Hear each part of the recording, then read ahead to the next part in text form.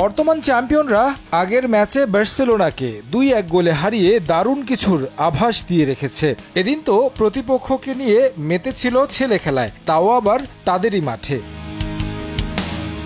ঘরের মাঠ বে এরেনায় স্বাগতিকদের এমন অপমান সইতে হবে তা হয়তো ভাবেনি লেভারকুসেন। ম্যাচের 7 মিনিটে গোলের সূচনা করেন উইলিয়াম পাচো।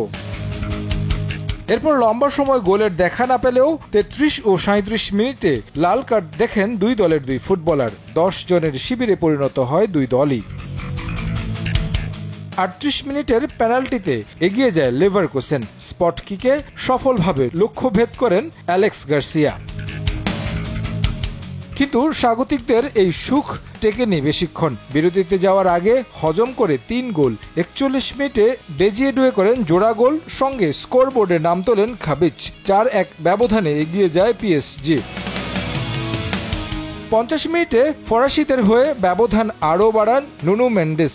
4 মিনিট বাদে নিজের দ্বিতীয় গোল করে স্কোরবোর্ডকে 5-2-এ পরিণত করেন লেভারকুসেনের গার্সিয়া। ম্যাচের বাকি সময় হয়েছে আরও 2 গোল, দুটিই আবার লেভারকুসেনের জালে। বদলি নেমে 66 মিনিটে গোল করেন এবারের ব্যালন ডিওর জয়ী দেমবেলে। 90 মিনিটে পর্তুগিজ মিডফিল্ডার ভিতিনিয়া স্কোরবোর্ড করেন 7-2। বড় জয়ে পয়েন্ট টেবিলের শীর্ষস্থান ধরে রাখল বর্তমান চ্যাম্পিয়নরা। আরেক ম্যাচে জয়ের দেখা পেয়েছে ম্যানচেস্টার সিটি। প্রতিপক্ষের মাঠে ভিয়ারিয়ালের বিপক্ষে দাপট দেখিয়েছে সিটিজেনরা।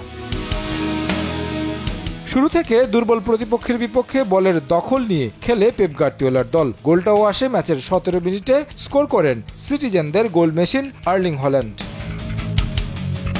এরপর অপেক্ষা 23 মিনিটের 40 মিনিটে আরও এক গোল হজম করে ভিয়ারিয়াল। এবার স্কোরার বার্নার্ডো সিলভা। 2-0-তে এগিয়ে যায় ম্যানচেস্টার সিটি।